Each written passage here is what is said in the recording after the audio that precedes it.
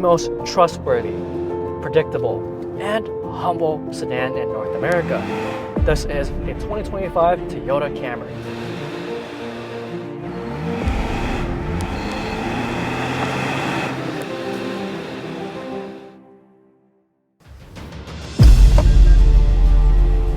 It might not be the most exciting choice, but the Toyota Camry is popular for good reason. It's affordable, it's spacious, it's extremely fuel efficient, and it's actually kind of cool. Let's take it on a drive and give you the rundown.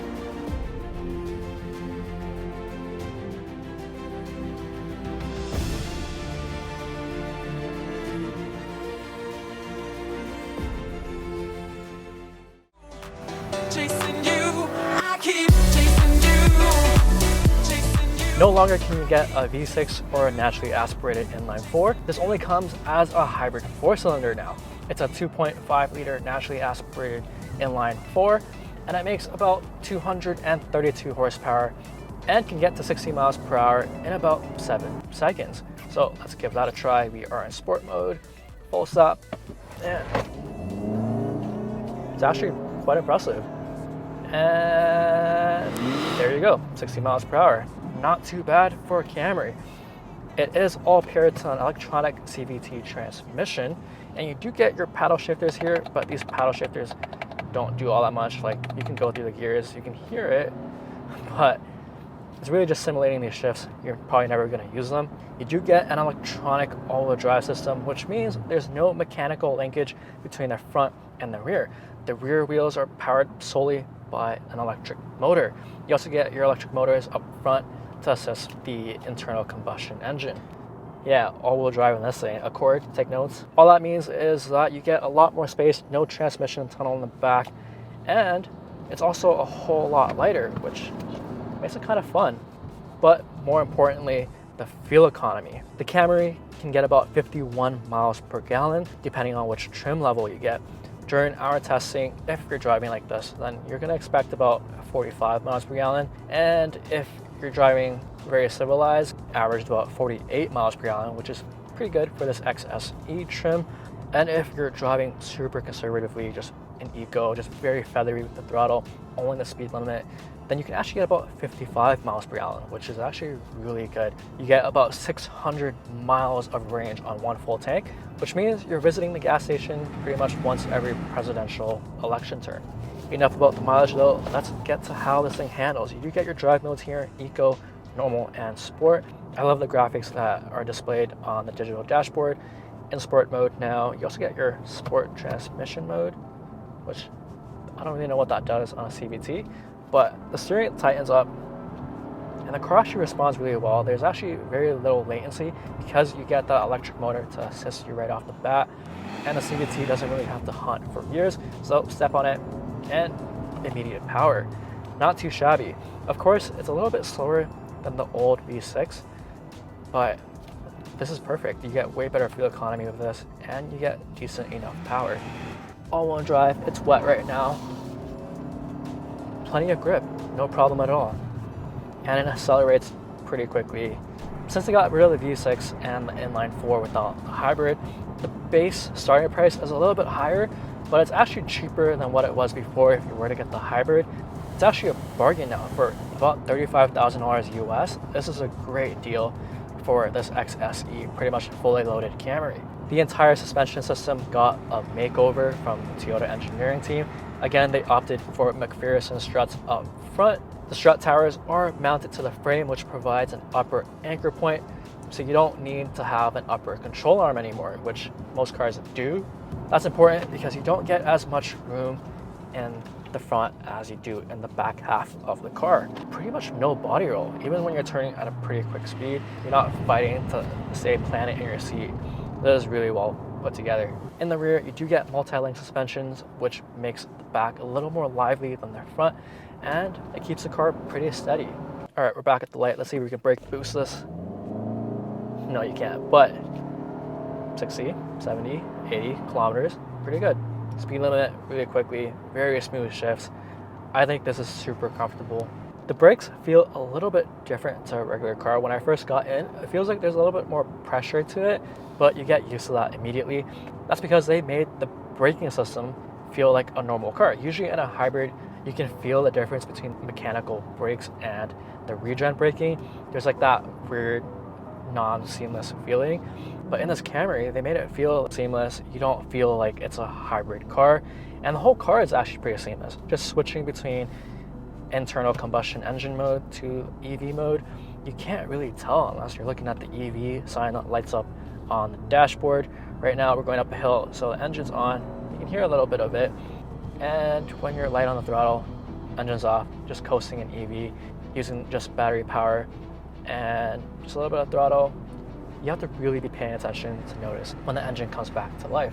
When you're just dealing this car, it's a very compliant and smooth ride. It feels almost like a BMW or a Lexus or even a Mercedes. It makes it very easy to live with. You kind of just float through all these bumps. They tighten the suspension a little bit to make it a little bit more sporty, but not lose out on comfort. The chassis tuning is quite a bit better than before. It feels more connected to the road. Even though the steering is pretty much feathery and you don't really feel much, the fact that the car stays very well balanced and stable throughout these corners is really impressive for a mid-size sedan from Toyota. You end up going faster around these corners than you think. Throw it back in sport mode and some tight corners coming up, and it feels great. It's actually kind of fun. The chassis tuning feels great, and there's a very minimal body roll for a big sedan of this class. You don't realize how fast you're going. All of a sudden, you are flying down these twisty roads with a grin on your face in a freaking Camry. This thing is actually really good. Yeah, steering feels a little bit light and disconnected. It's kind of feathery, but you're not tracking this car. This is not a BMW M2. This is more than good for a Toyota Camry that costs $35,000. But when you don't feel like a NASCAR racing driver, this is a really good daily car. You get your Toyota Safety Sense 3.0 Plus, which comes with your pre-collision warning and automatic braking. You get your blind spot monitors, of course. You also get your safety exit assist, which will warn you if there's a car approaching and you don't strike them with your door. You also get your adaptive cruise control, which we can turn on right now. Lane keep automatically activates, and it's slowing down for the car in front. Really good system. It stays really well centered in the lane, but if you're not looking directly in front, give it about 5 seconds. Oh, not even. It says take control, driver in attention, look forward. Yeah, so this camera here watches you, and as soon as you look away from the road, even just at the screen here for like 2 seconds, yep, driver in attention. Just basically yells at you every 5 seconds that you're not looking at the road. But other than that, it's a really good system as long as you keep your eyes on the road, which is what you're supposed to be doing anyways. You also get a very nice 360 camera here, and you can also touch on the wheels to zoom in, and you get this transparent view, which is very nice. It makes maneuvering this car very easy, and the turning radius is quite good. It doesn't feel like a very big car, even though it's quite a lengthy vehicle, so that's good. The exterior on the Camry got some updates as well. It kind of looks like the old gen, especially when you look at it from the side. You do get this honeycomb grille on this XSE model or the SE model, and you do get the lines instead if you go for the LE or the XLE, but I do like this more sporty appearance. You also get this really cool bumper and a splitter built in, which is actually very sporty, and these vents are real. Not mentioning names, but who would have thought a Toyota Camry would have real vents while some other performance cars have fake vents? I think it looks better than the Accord. It looks a little bit more aggressive. The Accord kind of looks more dull now. Same thing with a lot of the other cars. From the back, I like these taillights. They kind of remind me of the GR86 taillights when you look at it up close. I know everyone's gonna hate me in the comment section, but if you're standing far enough and you squint your eyes, it kind of looks like a BMW M8. I'm mistaking this as a BMW M8 when I looked at it from afar, so I don't know. Can you guys see it? Let me know in the comments. The color on this car is called Ocean Gem. I think it looks great on the new Camry. The wheels look great, and I just think it's a good looking midsize sedan. Not as boring as I thought. But let's move on to the interior. Camry got a much needed update. It's been very modernized and it's pretty simple. You get this big 12.3 inch screen. It is standard with an 8-inch screen, but this XSE model is equipped with this one. You get wireless Apple CarPlay and Android Auto. The Toyota UI is pretty quick and easy to use. And when you're in CarPlay mode, the menu bar stays on the side, so you don't have to look for the Toyota app to find any car settings. And you can also zoom in and zoom out here, so that's pretty nice. You do get your physical HVAC controller, which I really appreciate. You get ventilated seats and heated seats here, and it's pretty nice. You also get a physical volume knob, which is kind of rare now in a lot of cars. And you get your wireless charger, USB-A port, and 2 USB-C ports. You get a cubby here for whatever you want to throw in there, 2 cup holders, and you get a pretty traditional gear shifter, which I also like. I rather this over the buttons or the knob. Your drive mode controllers, your EV mode, your brake hold, and your parking brake. This is your Toyota key. It's pretty standard and simple, but it has a Camry logo right on top. The cubby is quite big. You can fit a small bag in here or a purse. You get your digital cluster, which is nice and easy to read. It's 12.3 inches, and you can change quite a bit of things there. And you also get a heads-up display, which is a very nice touch and a Camry. The steering wheel controls, nice and easy to use. Your volume button is here, and it's kind of like a toggle switch. And you also get JBL speakers in this car. They sound pretty good. All windows are auto up-down, which usually you can only find in a luxury car, but I like how Toyota is doing that with all their cars now. It's also acoustic glass, it's double paned, so it's extra quiet in here. The seats are perforated, they feel quite comfortable, and you sit really nice and high. You also get the same perforation on the side, so it feels like a premium car. You don't get it in the back though, but it's nice here. And you get nice and soft armrests, and you get blue stitching throughout the car, which also matches the paint on the outside. And you also get a massive panoramic sunroof. The Camry interior is a much needed improvement. It's actually almost like a luxury car in here, almost Lexus or BMW level now.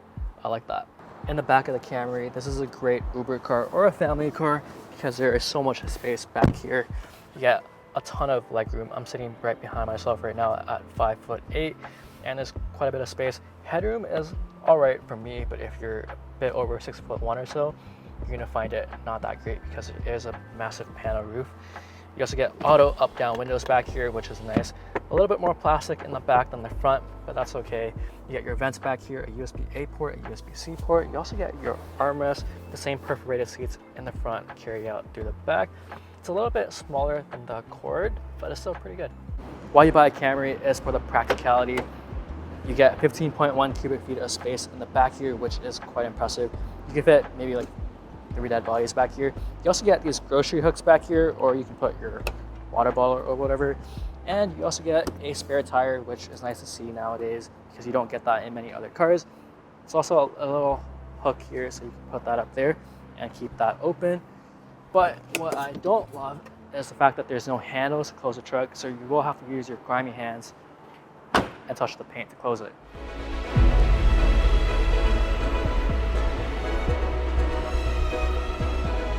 The pricing on this new Camry is actually lower than the outgoing hybrid model.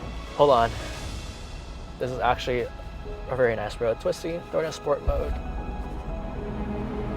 Ooh, this is nice. Yeah, I'm having fun in a Camry. Never thought I'd see the day. But yes, the starting price for this Camry is a little bit higher than before because you get more standard features. You get that standard hybrid powertrain, and hybrid technology has gotten a lot cheaper, so that makes us cheaper than the outgoing 2024 model. You get more value, you get better fuel economy, you get way more features, and this drives way better. When I first got in this car this week, I thought it was going to be a little bit boring, just like how everyone thinks a Camry should be. Plain, normal, nothing really exciting about it, but I'm actually really liking this car right now. For your money, you can't really beat it. It has everything you need. It has the space, it has the tech, it has the comfort, it has one of the best fuel economy right now, and it's actually kind of fun. So Toyota, you did an absolutely great job with the new Camry. That's all guys, thanks for watching.